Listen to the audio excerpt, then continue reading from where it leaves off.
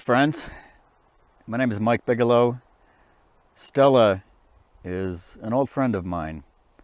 Stella and I have roots in Macau. I was an elder in the congregation that Stella used to go to.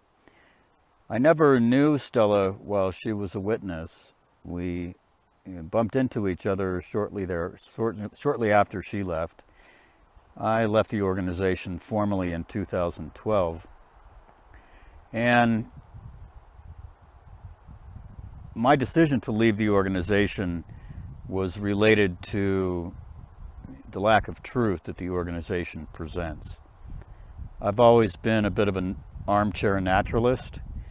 I love geology, I love the mountains.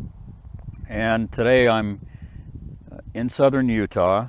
We left Macau about 18 months ago when COVID started getting bad. We had previously bought a house in southern Utah, and when COVID started to kick up, we contacted our tenants in Utah who were renting the house, and we asked if we could move into the house on March 1st of 2020.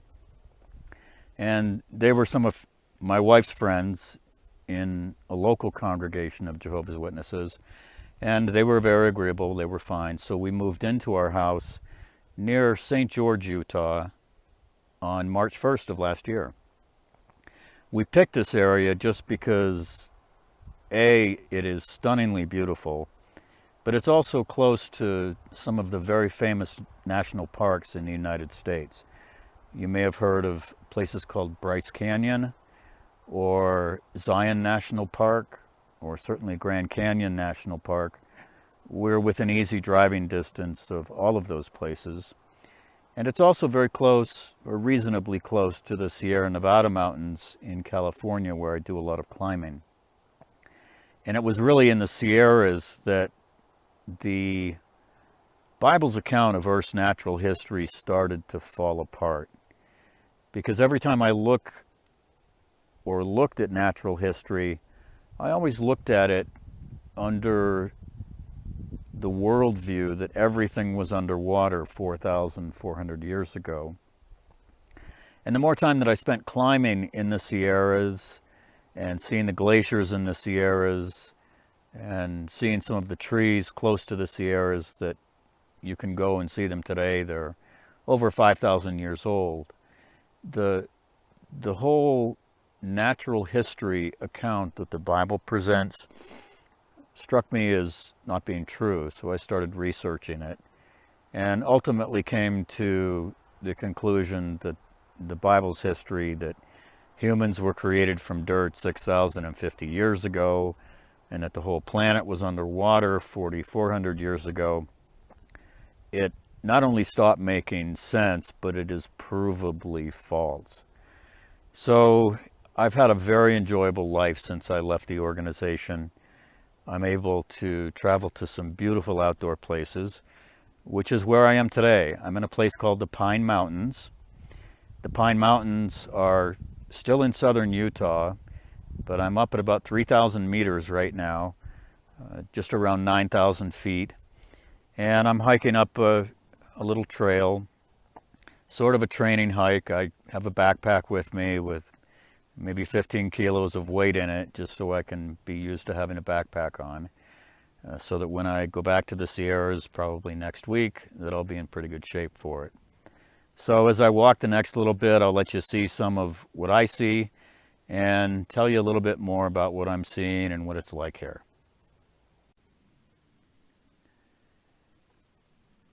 So I'm up here on a bit of a ridge. It's a rocky ridge, and one of the first things that kind of comes to mind when you see this is how we're looking at a mountain range that's sort of undergoing change.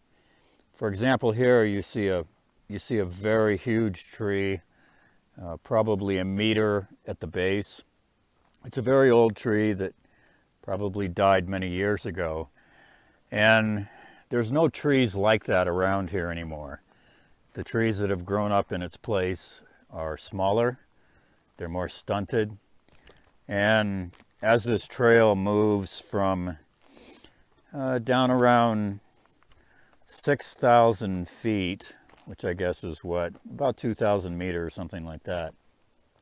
It's much drier down there low, and as the trail moves up, it kind of goes through different zones, and eventually when it gets up to about 10,500 feet, the trees start to get much smaller and gradually disappear. This trail's maintained pretty well. You can see how when trees fall, they come and they cut them down. And I'm getting high enough now so that I can start to get glimpses beyond the trees out to the mountains beyond. The trees that are here are a mix of evergreen trees, big pine trees. I'm not good at identifying what kind of pine trees there are. But if you look here, you'll see there's also deciduous trees. These are oak leaves. And down lower, there's some beautiful oak forests. Oftentimes when we hike around here, we see wild deer. It's a very lovely place.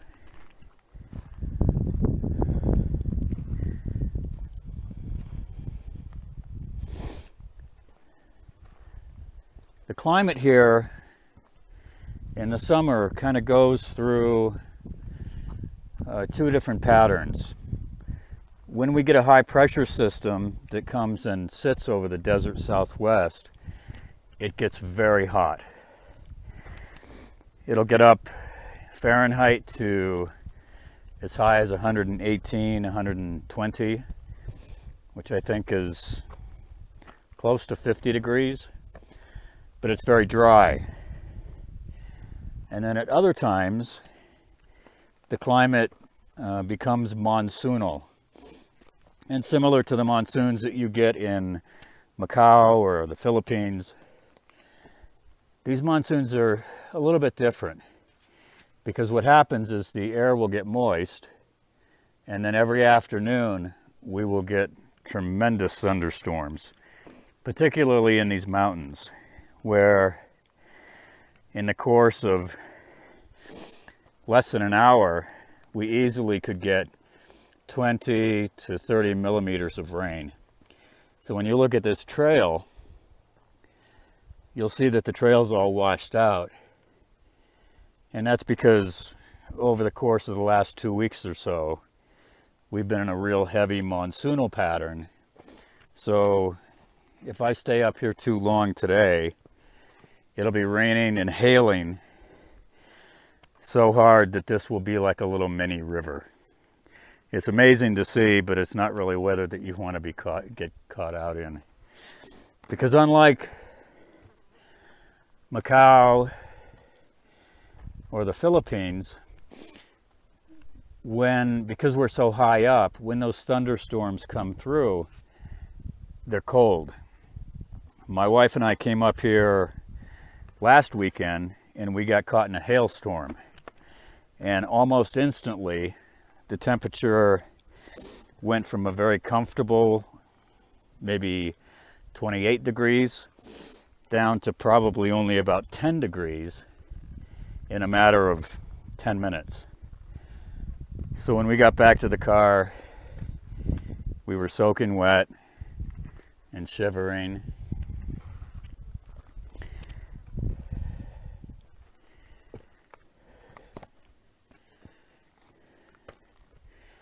This is a real pretty bush I'll show you. It's called a Manzanita. And if you look at the bark looks a lot like mahogany. And the wood is kind of red, but it never gets big enough to be able to harvest and make furniture or anything out of it. It's just a nice, pretty, very common plant here.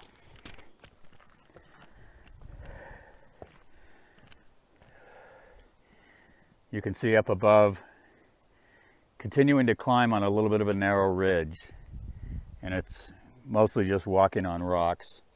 And then down, if we look this way, we can see where I started. That lush green meadow down there is called Pine Valley.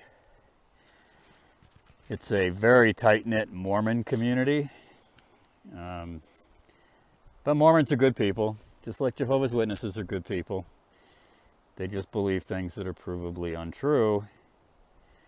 And the Mormons, kind of like Jehovah's Witnesses, are the same, where if you stop believing the things that are untrue, they kick you out of your family.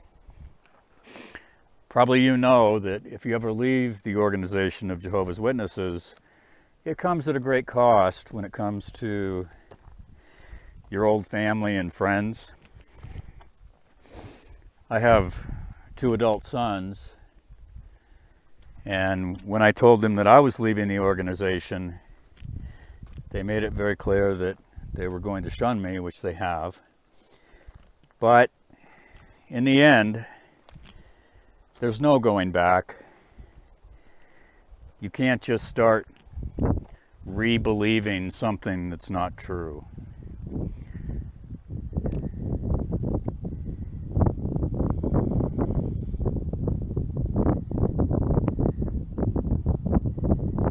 These mountains can get a lot of snow. Up here at this altitude, anytime weather moves in during the winter, it moves into this area as snow. So last year the snowpack wasn't great up here, but it's not uncommon during the winter for the areas that you're looking at to have as much as 2 to 3 meters of snow on the ground. It's really beautiful to see.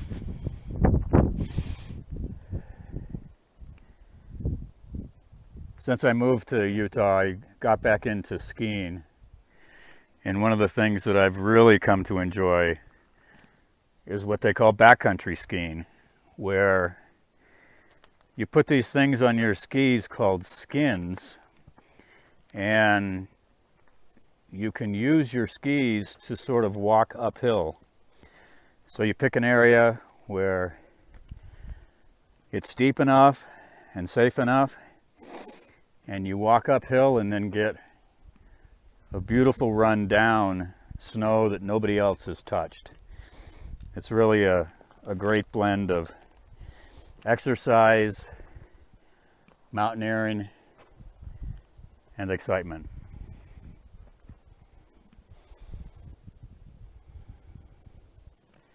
So I hope you've enjoyed this. I guess the main thing that I like to communicate to people is that if you're struggling because you recently left the organization of Jehovah's Witnesses, or if you're afraid of what it's going to be like when you get out, don't be afraid. Life outside Jehovah's Witnesses is rich, happy, fulfilling, and I would never have it another way.